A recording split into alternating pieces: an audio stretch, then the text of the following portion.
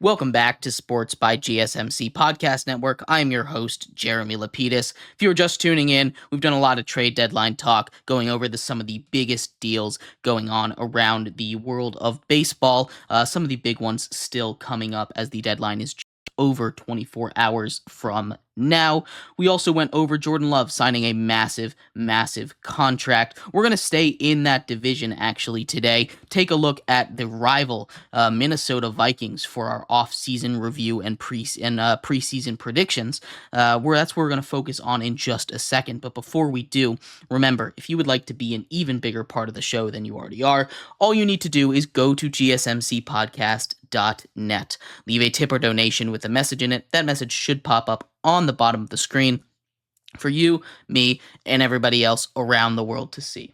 If you do have a burning question about sports, anything at all that you would like to ask, go ahead and throw that in the comments. Throw it in the chat. I will get to it as soon as I possibly can. I appreciate all of you guys for sticking around, talking some sports with me here on a beautiful Monday afternoon.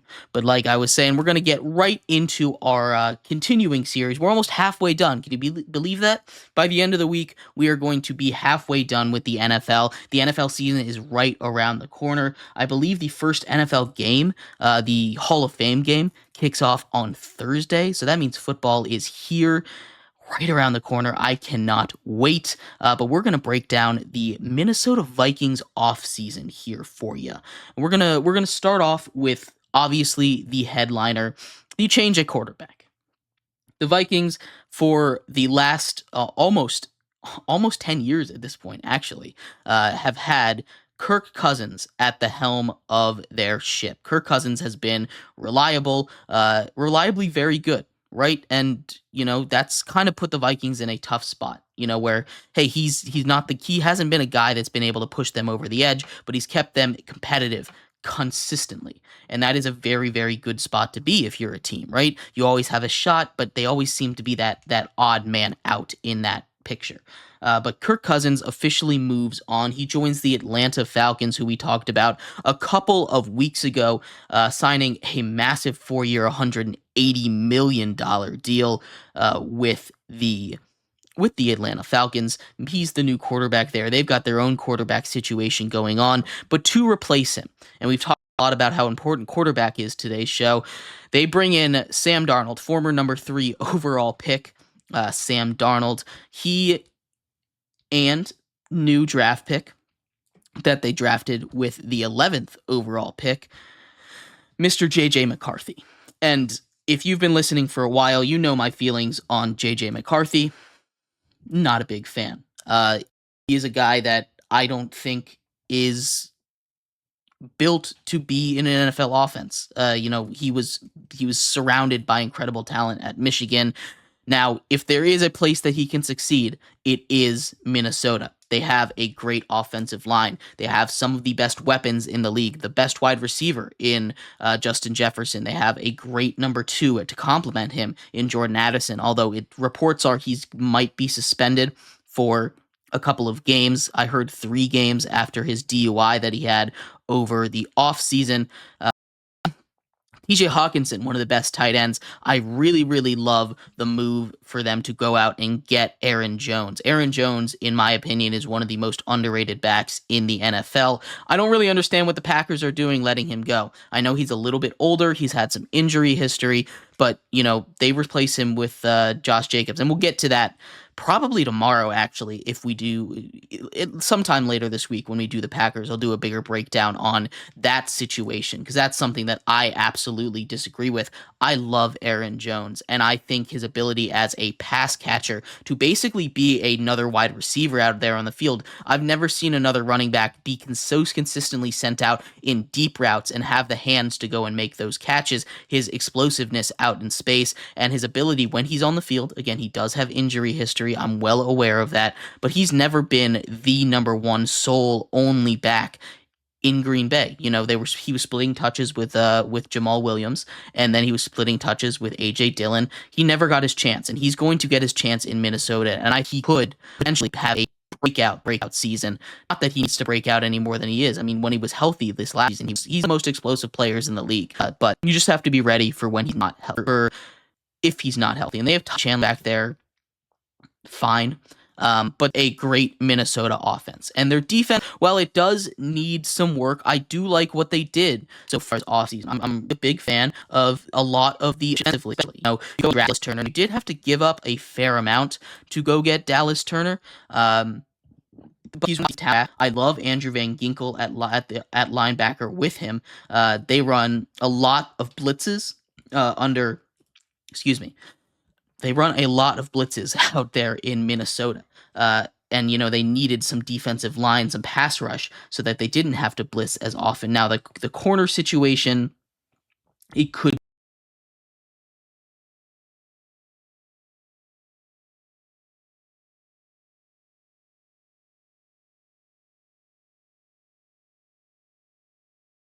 be better. Now, I know they just experienced the tragedy with the loss of their fourth round pick, Kyrie Jackson, who was a rookie. He probably would have started at corner. I'm not sure if he actually would have, but he would have been up there, probably gotten some snaps. So before we go too far in on this defense, obviously, it's an awful situation to lose someone like that. And pray for him and his family. They just had the funeral. Obviously, this news is a couple weeks old, but I didn't cover it earlier on the show. But it is very unfortunate news for everyone involved there. But this defense, while it does need some work, right? Well, it absolutely does have some, you know, some needs, some dire needs. I think they did a pretty good job. Now, it's an older defensive line, right? You've got Jerry Tillery, Harrison Phillips. It's not going to be a great run defense. But if the Vikings continue to run their defense like they did last year, if they get these creative, crazy blitzes like Flores likes to draw up, this could still be a solid defense. This isn't going to be a defense that blows your doors off. This isn't a defense that's going to shut you down. But this is a defense that could be opportunistic, right? And that's really all they need to be. Because especially with an offense like this. Now, getting back to that quarterback situation, it's not the greatest. The one that is right now in line to start from all reports seems like it's Sam Darnold, and I do like that a little more. I'd like to see what Sam Darnold can do in a situation like Minnesota. We didn't really get to see a lot of him when he was in Santa Clara with the 49ers. And I think it's a similar-ish. I hesitate to say similar, but as far as offensive weapons go and offensive as far as the offensive, like the level of weapons that he has, it's a similar situation. I'd love to see Sam Darnold get a chance. I want to see JJ McCarthy sit. That is what I think should happen. Do I know if that's going to happen? I have no idea. Maybe the Vikings want to bring him in and rush him in because this is a team that, he's really, really talented. There's no way to deny the amount of talent that the Vikings have offensively on their roster. We just need to be able to get past that. So overall, this is a solid offseason for them. It's not the greatest offseason. It's a changing of the guard. And I don't want to penalize them too heavily for having Kirk Cousins walk out on them because that is the biggest part. I love that Aaron Jones signing got baseball on the brain. I love that Aaron Jones signing. It's a cheap deal. It's not too committal. It's a 1-year deal. I really do love that. I'm going to give them a B for their offseason. Overall, like I said, it's not the greatest, but they were busy. They patched a lot of holes. This is a team that, if the quarterback situation clicks, they could be really good. I'm not a huge believer in this quarterback situation, but if Sam Darnold or JJ McCarthy or heck, Nick Mullins turns out to be this incredible quarterback all of a sudden, this is a team that could be really, really good. And we're going to find out exactly how good I think they're going to be in the next segment. We're going to go over game by game, break down their entire schedule. I'll give you a win-loss record, a playoff prediction, whether or not they will make it. So stick around for that. We're going to take a short break here, and we'll be right back here on Sports by GSMC Podcast Network. Welcome back to Sports by GSMC Podcast Network. I'm your host, Jeremy Lapidus. If you're just tuning in, we just did our off-season breakdown for the Minnesota Vikings. In this segment, we're going to do our schedule prediction. But before we do, remember, if you would like to be an even bigger part of the show than you already are, all you need to do is go to gsmcpodcast.net. Leave a tip or donation with a message in it. That message should pop up on the bottom of the screen for you, me, and everybody else around the world to see. If you do have a burning question about sports, anything at all that you would like to ask, go and throw it in the comments, throw it in the chat. I will get to it as soon as I possibly can. I appreciate everyone for sticking around, talking some sports with me here on a beautiful Monday afternoon. But like I was saying, we are going to get into our Minnesota Vikings schedule prediction. For those who missed that last segment, I just gave them a B for their overall offseason. If you want to go back and listen, go ahead and check that out. But we're going to go do a schedule prediction here for them.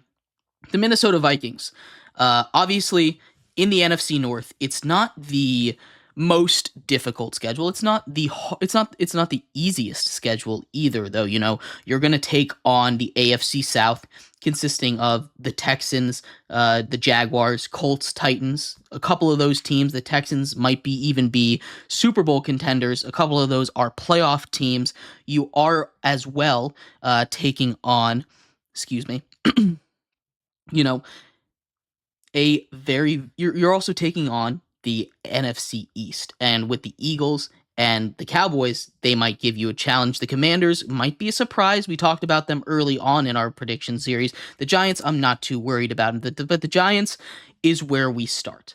And as much as I'm not worried about the Giants, this is a Vikings team that, like I said, hasn't quite figured out its quarterback situation. And I am inclined to give the Vikings a loss here. I don't know if they're going to be all together. I don't know if they're going to have it all figured out in week one. The Giants have a little more continuity. Not that it's much with Daniel Jones over there and the loss of Saquon Barkley, but I'm going to give this week one win to the Giants, a loss for the Vikings. And that one hurts because they have an early bye, a week 6 bye, and their schedule outside of that is tough. You have the 49ers, the Texans, 2 Super Bowl contenders. The Packers, a long shot Super Bowl contender. I mean, it's in the division. They're really good.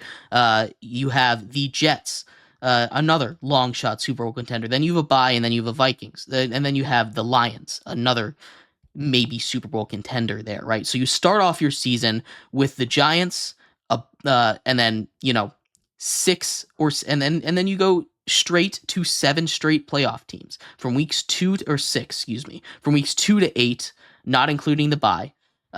They play 6 straight playoff teams: Niners, Texans, Packers, Jets, the bye week, Lions, and the Rams. That is not an easy schedule at all, especially to start. Now, it does get a lot easier down the stretch. So if they can get out of that stretch with a respectable record, they have a shot. Now, I already gave them a loss to the Giants, and that one definitely hurts a little bit if they want to get out of there with a respectable record.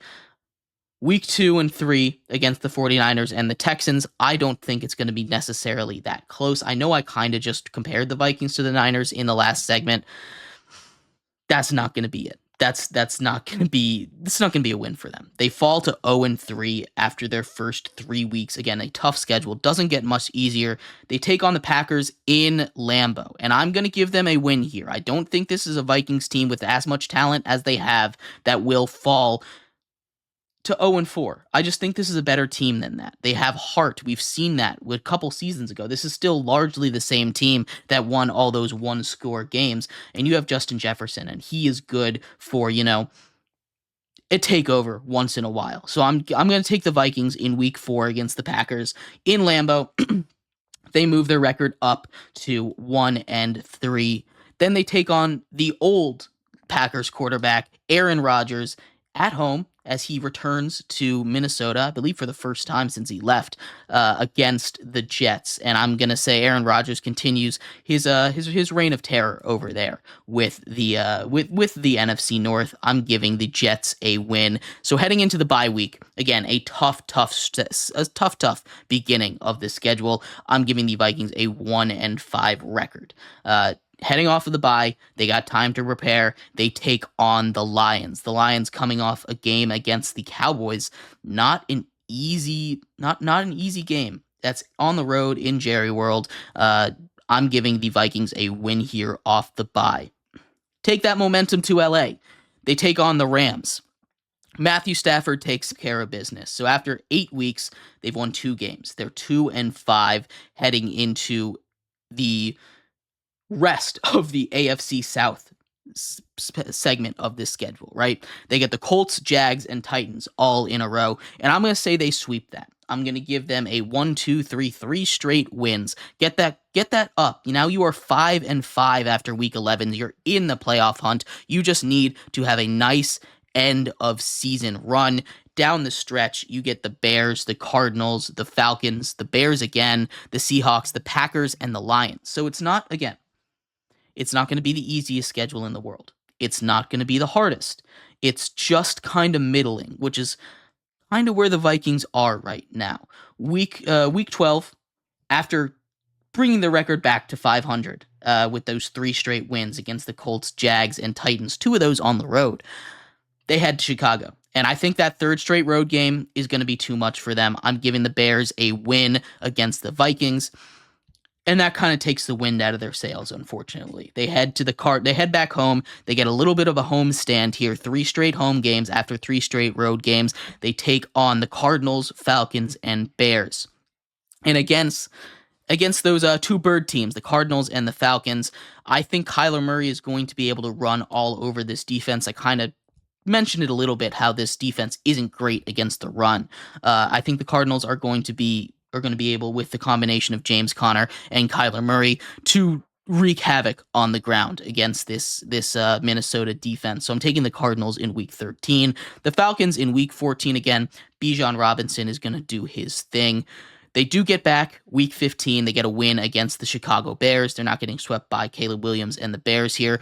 So after 15 weeks, they are 6-8 right now. 3 weeks to go, not entirely out of playoff contention. We do have 9-8 as a possibility to get in a kind of weak NFC right now. You have your division winners, and then it's a little weak after that. But the wild card should be open to them if they can win 3 straight games against the Seahawks on the road, the Packers at home, and the Lions on the road. So that is not easy. And unfortunately, I don't have them doing it. I have the Vikings losing right away. First week of that all important stretch against the Seahawks on the road. Geno Smith is going to be able to do what he needs to do to take care of business here before they take on the Packers. And the Packers aren't going to get swept by the Vikings. Jordan Love just signed his massive contract. The Packers take care of business, get revenge in Minnesota for losing at Lambeau before finishing it off against the Lions. And at this point, I think the Lions will have locked up a playoff spot, maybe fight for that top seed in the in the NFC. With the 49ers there. I'm taking the Lions to win this game. So I have the Vikings finishing off their season at 6-11, 1 win less than they were last season at 7-10. Right around where Vegas has it. Vegas has their win total at 6.5. I did go back and forth between 6 and 7, and I do think that this is a team that could win anywhere from 5 to 8 games. You have a little bit of a range there. I'm putting them at 6-11. A tough season, not all too surprising. They're going to be building up more for the future as they look ahead with JJ McCarthy as their supposed franchise guy. Not someone that I would be too excited about, but we'll see how the cookie crumbles there. We'll see how he develops. But anyway, let me know what you guys think of this schedule review. I'd love to hear your guys' thoughts. Again, Vikings go 6-11. I gave them a B overall. And thank you, everybody, so much for tuning in to today's episode of Sports by GSMC Podcast Network. I've been your host, Jeremy Lapidus. Tune back in tomorrow where we'll break down the Lions tomorrow, as well as some more MLB trade deadline talk and maybe a little bit of Olympic talk in there as well. I will see you same time, same place tomorrow. I'll see you then. Have a good one. Bye-bye.